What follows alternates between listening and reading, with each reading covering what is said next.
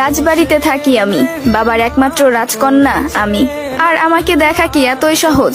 আমাকে দেখতে হলে ভিআইপি টিকিট কাটতে হবে, আর সেই টিকিট হবে দেনমোহর, যেটা কেবলমাত্র একজনই কাটতে পারবে।